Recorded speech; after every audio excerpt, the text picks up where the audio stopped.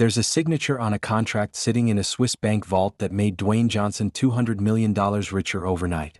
But signing that contract also bound him to secrecy for the rest of his life. The deal was so sensitive that only 3 people in the world know the full details. What he agreed to in that meeting wasn't just a business transaction, it was a partnership that would secretly control parts of his career for decades to come. September 12, 2018. Dwayne Johnson was sitting in the private cabin of a Gulfstream G650 flying over the North Atlantic, reading a contract that would either make him one of the wealthiest entertainers in history or trap him in a business arrangement he might regret forever.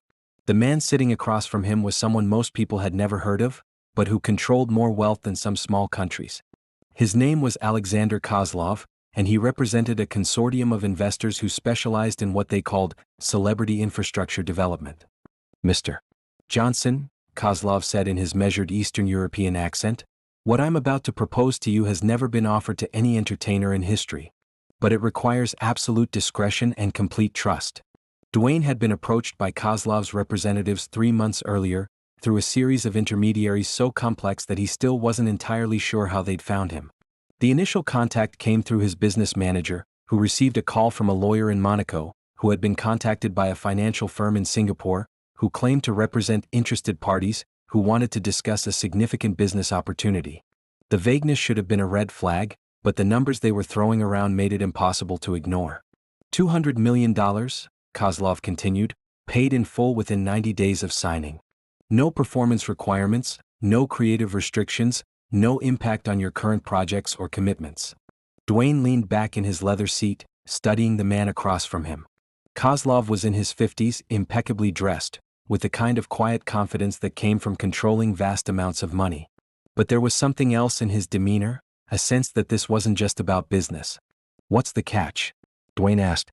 Kozlov smiled slightly. The catch, as you call it, is that this arrangement must remain completely confidential. You cannot discuss it with your agents, your publicists, your family, or anyone else. As far as the world is concerned, this meeting never happened. The plane hit a patch of turbulence, and Dwayne used the distraction to study the contract more carefully. The document was unlike anything he'd ever seen, thick with legal language, filled with clauses and subclauses that seemed designed to anticipate every possible scenario. But the basic structure was surprisingly simple. Kozlov's consortium would pay Dwayne $200 million in exchange for exclusive access to his personal brand ecosystem in specific international markets. What does that mean exactly? Dwayne asked. It means, Kozlov explained, that in certain regions of the world, primarily Eastern Europe, Central Asia, and parts of the Middle East, any business ventures, endorsements, or appearances you make will be coordinated through our organization. We handle all negotiations, all logistics, all financial arrangements. Dwayne frowned. So you're buying the rights to represent me in those markets? More than that. We're buying the right to be your exclusive partner in those markets. Any opportunities that arise, movies, endorsements, business ventures, even personal appearances, we have first refusal and management authority. The implications were staggering. These weren't small markets. The regions Kozlov was describing represented hundreds of millions of potential consumers and billions of dollars in economic activity. Why those specific regions? Dwayne asked. Kozlov's expression became more serious. Mr. Johnson, those markets are experiencing unprecedented economic growth, but they lack access to Western entertainment and celebrity culture. You represent something very valuable: American success, positive masculinity, cross-cultural appeal. Our clients want to be associated with those qualities. Your clients. Government entities, sovereign wealth funds, major corporations that operate in those regions. They want to use your image and brand to promote their own initiatives, economic development, tourism, cultural exchange. Dwayne was beginning to understand the scope of what was being proposed. This wasn't just about making money from his fame, this was about becoming a tool of soft power diplomacy and economic influence. And I would have no control over how my image is used in these markets? You would have approval rights over any major campaigns or endorsements, Kozlov assured him. But day-to-day business decisions would be managed by our team. Think of it as franchising your personal brand to regions where you don't currently have significant presence. The plane began its descent toward a private airstrip in Switzerland, where Kozlov had promised to show Dwayne the full scope of the opportunity. What Dwayne saw in the next 6 hours changed his understanding of how wealth actually worked at the highest levels. The airstrip led to a convoy of black Mercedes vehicles that drove them through the Swiss countryside to what appeared to be a private estate. But as they passed through multiple security checkpoints, Dwayne realized this wasn't just a wealthy person's home, it was a private financial complex. Inside the main building, Kozlov led him through a series of conference rooms where representatives from various organizations were waiting to meet him. There were officials from development banks, executives from multinational corporations, and representatives from investment funds that managed hundreds of billions of dollars. Mr. Johnson, Kozlov explained as they walked through the corridors, these people don't think about money the way normal business people do. They think in terms of decades and centuries. They're building economic relationships that will last for generations. In one conference room, a woman from a sovereign wealth fund showed Dwayne a presentation about tourism development projects across Central Asia. The plan was to use his image and personal brand to promote these regions as destinations for adventure tourism and business investment. In another room, executives from a mining consortium explained how they wanted to use his reputation for hard work and determination to attract skilled workers and international investment to their operations. Each presentation was more elaborate than the last, and each one involved astronomical amounts of money, not just for Dwayne, but for the broader economic development projects his involvement would help promote. "This is incredible," Dwayne said as they moved from one meeting to the next. "But why me? There are other celebrities with global recognition." "Mr. Johnson," replied a gentleman from what he identified as a cultural development fund, "most celebrities represent consumption, luxury, and superficiality. You represent something different: achievement through effort, respect for family, positive leadership. These are values that resonate across cultures and economic systems." By the end of the day, Dwayne had been presented with a portfolio of opportunities that could generate revenue streams worth billions of dollars over the next 2 decades. The $200 million upfront payment was just the beginning. It was an investment in a partnership that could make him one of the wealthiest people in entertainment. But there was still the matter of the secrecy requirement. "Why can't I talk about this?" Dwayne asked Kozlov as they sat in a private dining room overlooking Lake Geneva. "Because," Kozlov replied, "public knowledge of these arrangements would create complications. Regulatory scrutiny, political questions, media speculation. These relationships work best when they operate quietly.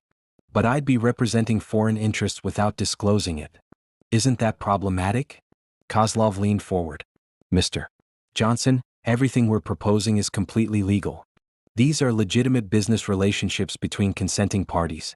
But the scale and scope of the arrangement would attract attention that might be counterproductive for everyone involved." Dwayne spent the night in a guest suite at the complex, reading through the contract and trying to understand all the implications. The financial benefits were undeniable: $200 million immediately, with the potential for much more over time. But the secrecy requirements troubled him. The next morning, he asked for a secure phone line to call the one person whose advice he trusted above all others, his mother, Ada. "Dwayne," she said after he'd explained the situation in carefully vague terms, "this sounds like an opportunity that's too good to be true. And in my experience, when something sounds too good to be true, it usually is. But what if it's legitimate? What if this is just how business works at this level? Then you need to ask yourself, are you comfortable with the person you'll become if you take this deal? Because once you sign that contract, you can't unsign it." The conversation with his mother clarified something that all the financial projections and business presentations hadn't addressed: the personal cost of the arrangement. When Dwayne returned to the conference room, Kozlov was waiting with the final contract and a Swiss banker who would handle the immediate transfer of funds. "Mr. Johnson," Kozlov said, "I need your decision. Are you prepared to sign?" Dwayne looked at the contract, then at the banker, then at Kozlov. In that moment, he realized that everything about this arrangement felt wrong, not illegal, not unethical in any obvious way, but wrong for him. "I appreciate the opportunity," Dwayne said, "but I'm going to pass." Kozlov seemed genuinely surprised. "Mr. Johnson, you're walking away from $200 million. Are you certain?" "I'm certain that I want to build my business empire on relationships I can be proud of and transparent about. This arrangement, regardless of how profitable it might be, doesn't align with how I want to operate." The banker began packing up his documents, and Kozlov's expression shifted from surprise to something that might have been respect. "Mr. Johnson," Kozlov said, "in 30 years of making deals like this, you're the first person who's walked away. I hope you don't regret it." "I think I'd regret it more if I stayed." The flight back to Los Angeles gave Dwayne time to process what had happened. He'd walked away from more money than most people could imagine, but he felt lighter than he had in months. When he landed, he called his business manager and his attorneys and instructed them to create a new policy. No business relationships that required non-disclosure agreements, no partnerships that he couldn't discuss publicly, and no deals that would compromise his ability to be transparent with his fans. 6 months later, Dwayne launched Teremana Tequila with a completely different approach. Instead of seeking out mysterious investors or complex international partnerships, he built the brand on authenticity, transparency, and direct connection with consumers. The tequila brand became one of the fastest-growing spirits companies in history, generating hundreds of millions in revenue and proving that transparent, authentic business practices could be more profitable than secretive, complex arrangements. But the real validation came 2 years later, when Dwayne learned what had happened to other celebrities who had accepted similar offers from Kozlov's consortium. Through industry contacts, he discovered that several high-profile entertainers had signed deals with the same organization. Their careers hadn't suffered, but they'd become essentially locked into representing interests they couldn't discuss publicly. Their social media posts, their public appearances, even their movie roles had to be coordinated through the consortium. They were wealthy, but they were no longer in complete control of their own brands. "I dodged a bullet," Dwayne told his business manager when they learned about the other arrangements. $200 million isn't worth your independence. Today, when young entrepreneurs ask Dwayne about building wealth, he always tells them about the Swiss meeting that never officially happened. "The biggest deals aren't always the best deals," he explains. "Sometimes the most important question isn't, how much money can I make? But, what kind of person will I become if I make this money?" The $200 million deal that nobody talks about became one of the most important business decisions of Dwayne's career, not because he signed it, but because he walked away from it. Sometimes the deals you don't make define you more than the ones you do. Disclaimer: this story is created for entertainment purposes only and is not based on real events.